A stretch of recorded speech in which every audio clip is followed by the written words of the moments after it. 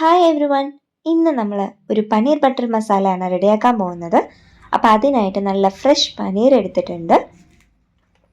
ആദ്യം തന്നെ നമുക്കിത് ചെറിയ ചെറിയ ക്യൂബ്സ് ആയിട്ട് കട്ട് ചെയ്തെടുക്കാം. അപ്പോൾ അതാ ഇതുപോലെ നമ്മൾ എന്ത് ചെയ്യുക, കട്ട് ചെയ്തെടുക്കുക. മുറിഞ്ഞു പോവാതെ നോക്കണം. നല്ല സോഫ്റ്റ് ആയിട്ട് മെല്ലെ കട്ട് ചെയ്തെടുക്കാം.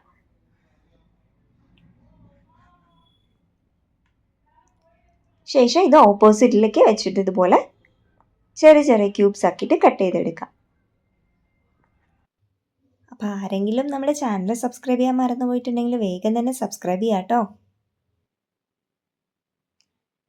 കണ്ടില്ലേ, നമ്മുടെ പനീർ ഇതാ ക്യൂബായിട്ട് കിട്ടിയിട്ടുണ്ട്. ഒരു പാൻ വെച്ചിട്ട് അതിലേക്ക് അല്പം ബട്ടർ ഇട്ടതിന് ശേഷം നമ്മുടെ ക്യൂബ്സ് ഇതിലേക്ക് ഇട്ടിട്ട് അതിലേക്ക് അല്പം മുളക് പൊടിയും മഞ്ഞൾപ്പൊടിയും ചേർത്തിട്ട് നന്നായിട്ട് സോട്ട് ചെയ്തെടുക്കാം.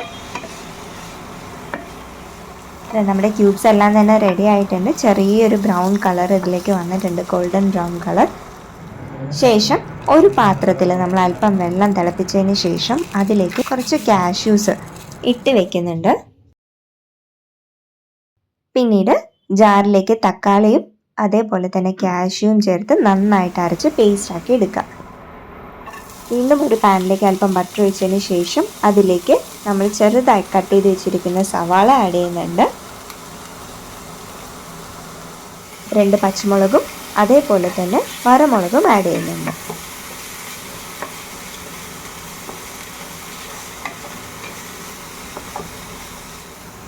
സവാള നന്നായി വഴറ്റിയതിന് ശേഷം നമ്മൾ നേരത്തെ അരച്ച് വെച്ചിരിക്കുന്ന പേസ്റ്റ് ഇതിലേക്ക് ആഡ് ചെയ്ത് കൊടുക്കാം.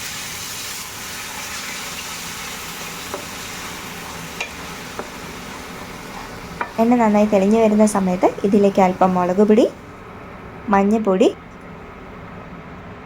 ഉപ്പും നമ്മളിതിലേക്ക് ആഡ് ചെയ്ത് കൊടുക്കുന്നുണ്ട്. ആവശ്യത്തിന് വെള്ളം ഇതിലേക്ക് ചേർത്ത് കൊടുക്കാം.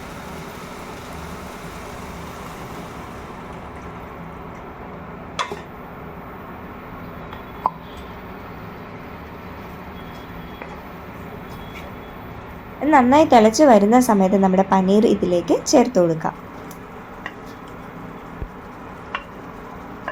ചെറുതായിട്ടൊന്ന് ഇളക്കി കൊടുത്തതിന് ശേഷം ഒരു 5 മിനിറ്റ് ലോ ഫ്ലെയിമിൽ വയ്ക്കാം. ആവശ്യത്തിന് വെള്ളം ഉണ്ടെന്ന് ഉറപ്പ് വരുത്തുക. കാരണം വെള്ളം കുറവാണെന്നുണ്ടെങ്കിൽ നമുക്കതിൽ ഗ്രേവി ഒട്ടും തന്നെ കിട്ടില്ല. അപ്പോൾ ആവശ്യത്തിന് വെള്ളം ഒഴിച്ചതിന് ശേഷം ഇതുപോലെ ഒരു ലോ ഫ്ലെയിമിൽ 5 മിനിറ്റ് വയ്ക്കാം.